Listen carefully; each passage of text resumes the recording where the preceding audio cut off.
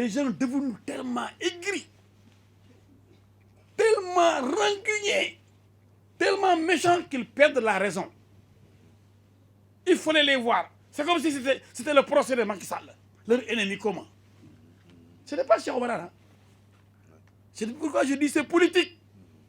Comme ça, les gens vont dire, vous avez vu les éléments là? Les gens qui sont autour de Macky Sall, ce sont des voleurs. Donc Macky Sall est un voleur. En fait, c'est ça qu'ils veulent dire. Je vais vous dire que ce sont eux les voleurs. Et nous avons les documents à l'audience, vous serez surpris. L'arroseur sera arrosé. Ceux qui réclament de l'argent aux fournisseurs et à Cheikh Obaran, ils seront démasqués. Billahi. Ces voleurs qui crient aux voleurs, qui sont en train d'amortir la République, ils seront démasqués. Et ces soi-disant journalistes, qui avaient quand même l'estime des Sénégalais, jusqu'à ce qu'ils deviennent de piètres politiciens. De grands journalistes, on peut dégénérer. Parce que la politique, ce n'est pas pour tout le monde. Quand on est un faux politicien ou un pseudo-politicien, en étant un grand journaliste, et ce qui est arrivé à mon ami, à mon jeune frère, Pape Alé, il a été certainement imprudent en taquinant le terrain politique. Aujourd'hui, tous les Sénégalais ont fini de le démasquer. Le journaliste est devenu un homme politique engagé au service et du mensonge et de la manipulation, comme ceux qui sont utilisés dans les réseaux sociaux. Nous savons même qu'on lui a donné un site internet. Donc cet homme ne peut plus être indépendant.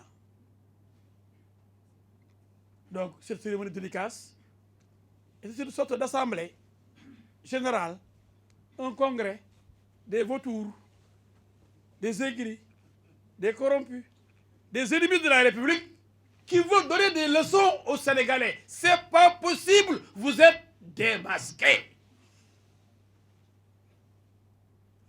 Et l'histoire retiendra que vous avez tenté de détruire. Mais quand Dieu choisit de construire, l'être humain qui choisit de détruire est forcément vaincu. C'est la volonté divine. Quand on est aigri, méchant, rancunier, malhonnête, qu'on invente des histoires pour détruire son adversaire, c'est le bon Dieu. Parce que le bon Dieu, il a la vérité. Le bon Dieu incarne la vérité. Et quand on est avec la vérité, on ne doit pas avoir peur. C'est pourquoi dans ce dossier, nous entendons le jour de l'audience. Mon confrère l'a dit, mon excellent confrère. Le premier jour sera un jour d'appel. On appelle le dossier. On fixe la consignation et on renvoie pour le paiement de la consignation et la plaidoirie des avocats. J'espère que, comme il l'a dit, ils seront là-bas. Ils auront le courage de venir répondre. Maintenant, c'est trop facile. Depuis les insulteurs publics, les réseaux sociaux et le grand patron des insulteurs publics qui a inventé même 94 milliards de mensonges, comme lui, peut-être que les gens l'ont suivi dans cette bêtise. Comme l'a dit ma consoeur maintenant, les gens, ils viennent uniquement parce qu'ils sont contre, ils viennent mentir. Et les réseaux sociaux reprennent. Et comme ils contrôlent la plupart des réseaux sociaux, la plupart des sites internet, on y va. Quand vous dites la vérité, ou vous dites, donnez-nous les preuves, comme on réclame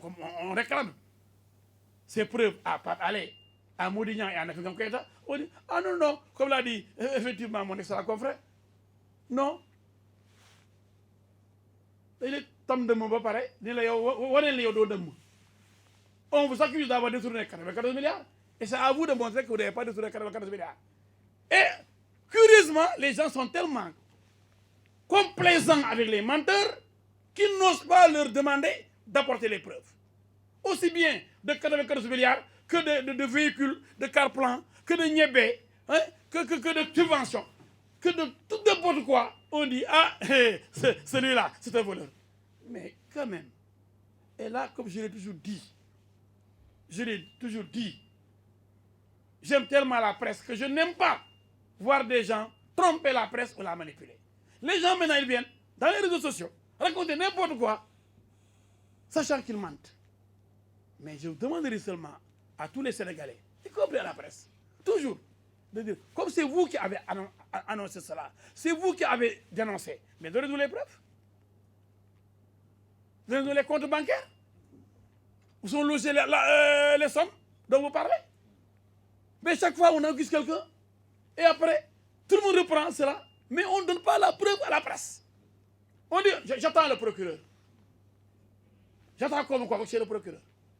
Mais ça, c'est trop facile. Entre-temps, la presse aura tout repris, sans avoir la preuve. Alors que la presse doit avoir la preuve des faits avant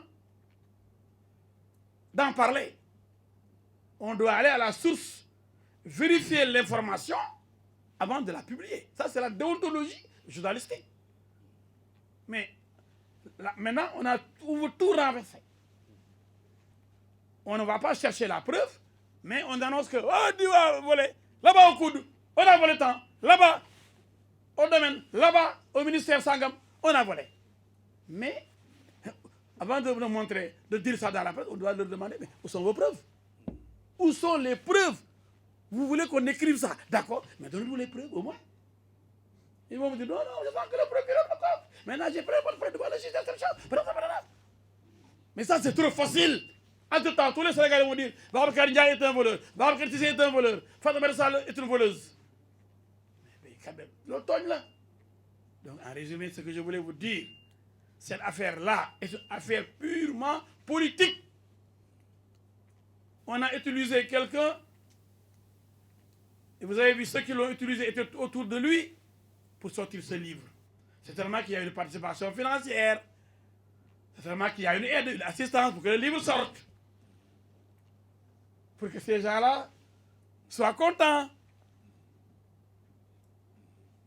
d'avoir pensé détruit un ennemi. Parce que pour eux, ce n'est pas des adversaires. Le pouvoir là, non, non, non, c'est des ennemis, il faut les abattre. Quels que soient les moyens. Des moyens qui ne sont pas conventionnels. Pas d'armes conventionnelles. Le mensonge. Donc nous vous donnons rendez-vous au tribunal pour démonter pièce par pièce et réclamer d'ailleurs la preuve des faits allégués. Qu'on nous dise devant le tribunal et devant les juges qu'est-ce que Cheikh Oumar Anne a fait et qui pourrait lui valoir ce titre scandaleux, scandale au coude. Quel scandale! Ce livre, l'intitulé même est scandaleux parce que c'est un scandale que d'inventer un scandale. Le livre lui-même est un scandale. Scandale parce que constitué de mensonges, d'affirmations gratuites, de dénonciations calomnieuses. Rien de vrai.